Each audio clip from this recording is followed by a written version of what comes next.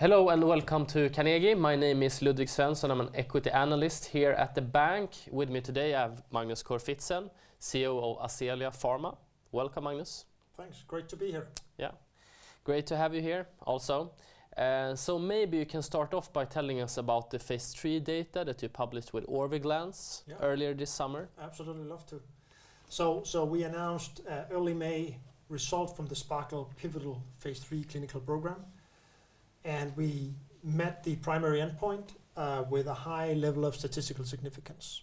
That means the study was a massive success. The result demonstrates clearly that Orviglance is significantly better than unenhanced imaging, which is the comparator that we have discussed with the regulatory agencies.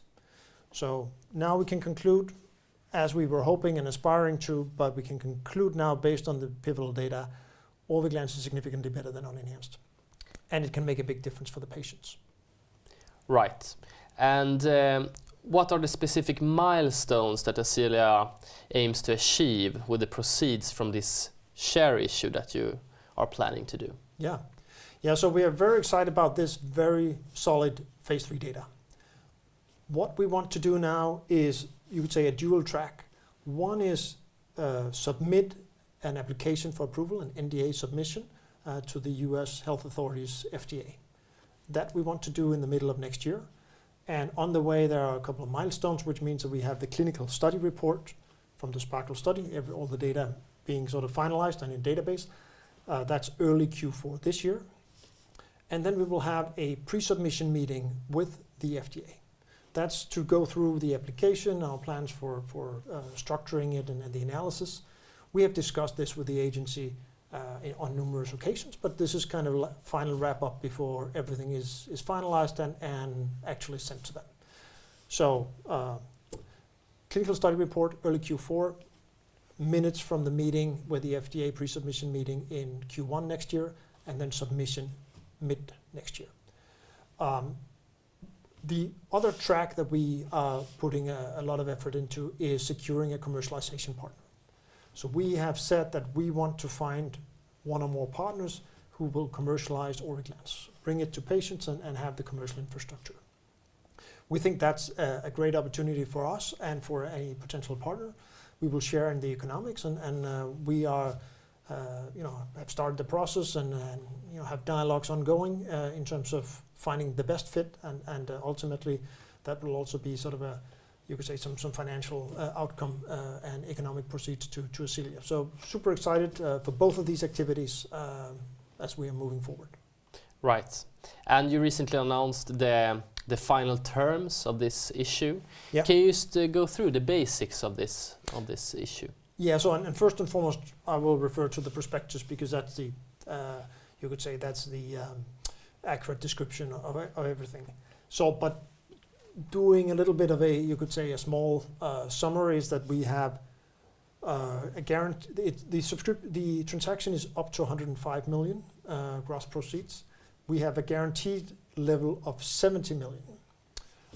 That is subscriptions from management and board members, and then we have signed agreements with investors who will guarantee to ensure that we will receive at least 70 million in gross proceeds. So that is that's the structure.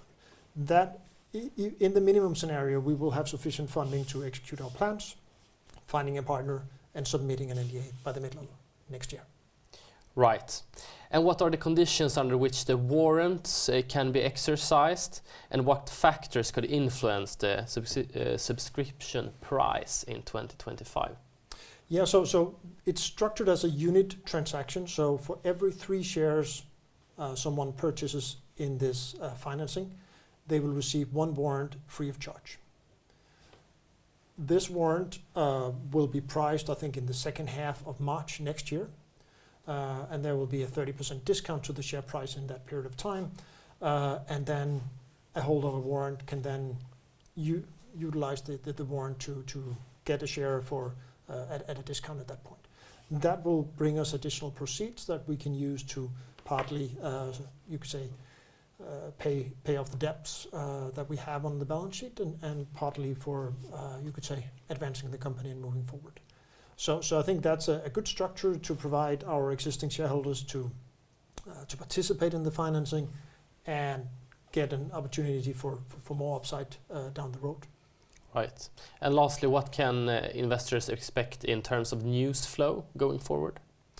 Yeah, so we are, obviously we have our quarterly updates. We have the milestones I mentioned previously, the clinical study report completion early Q4, minutes results from the FDA pre-submission meeting and submission mid next year. So those are the key. We are also doing you could say, a process where we are looking to secure a partnership, and hopefully we will be able to announce a partnership at some point. And then we're working to share the news from the study. So hopefully we will be able to attend a lot of medical conferences and providing more presentations about data from Sparkle. We saw very successful primary endpoint being met, and everything we've seen in the study so far supports that we have a great opportunity here with Orviglance. Okay, great. Thank you very much for coming, Magnus. Yeah, great to be here.